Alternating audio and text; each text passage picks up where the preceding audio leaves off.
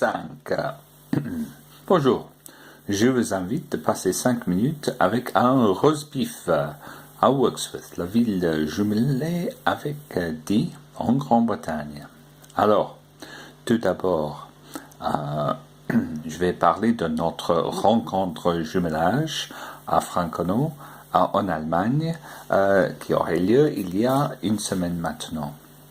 Je l'ai trouvé génial de passer 3 jours ensemble avec nos partenaires et je suis convaincu que le jumelage doit être une activité qui touche tous les citoyens de nos villes et pas uniquement rester des petits groupes. Et je vais lutter pour ça et j'aimerais bien travailler avec les gens à Dee d'élargir la participation dans le jumelage. C'est parmi ces activités, des rencontres, que nous pouvons vraiment connaître les valeurs, les coutumes et de nos voisins en Europe. Et bien sûr, on apprend aussi quelque chose sur la cuisine et les vins et les bières. Alors, plus récemment, on a eu en Europe l'Eurovision. Il y a des gens qui trouvent que c'est quelque chose à ignorer. Mais à mon avis, c'est une grande fête de musique internationale et c'est vrai qu'il y a bien sûr des chansons que je ne trouve pas tellement jolies, sont pas de mon goût. Mais derrière les conneries des présentateurs, et c'est bien sûr qu'il y a ces conneries, il y a quelque chose d'important. C'est un effort de faire collaborer tous les pays d'Europe dans un projet culturel. Et quand je dis tous les pays d'Europe, c'est vraiment pas uniquement l'Union européenne, mais beaucoup d'autres pays aussi. C'était amusant de trouver que les Australiens étaient inclus. Ça, on ne comprend pas très bien, mais ils sont là aussi. Alors, c'est l'Ukraine qui a gagné.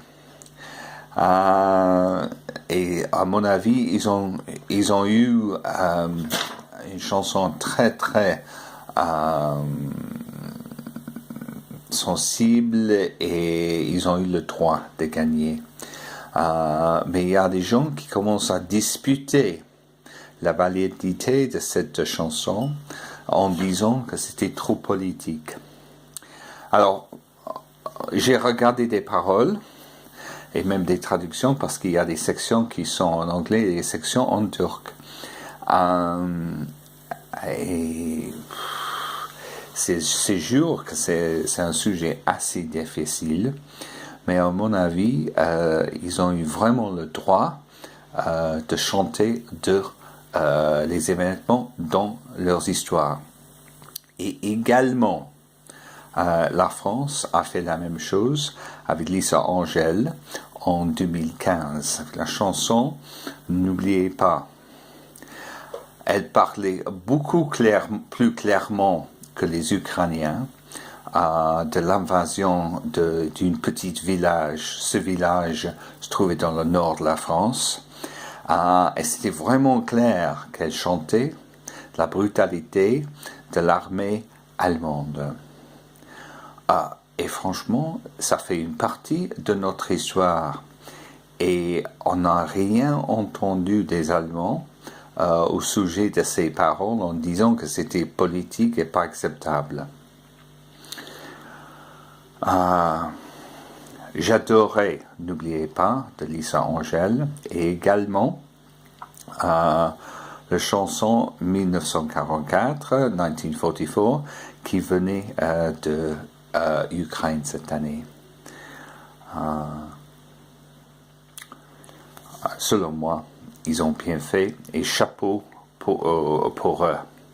Et en plus, j'étais impressionné de voir que les Autrichiens ont décidé de chanter une chanson en français, loin d'ici. Alors, je suis loin de chez vous, physiquement, mais je continue de correspondre avec vous. Votre correspondant Rosebif va revenir sur Radio Diois bientôt.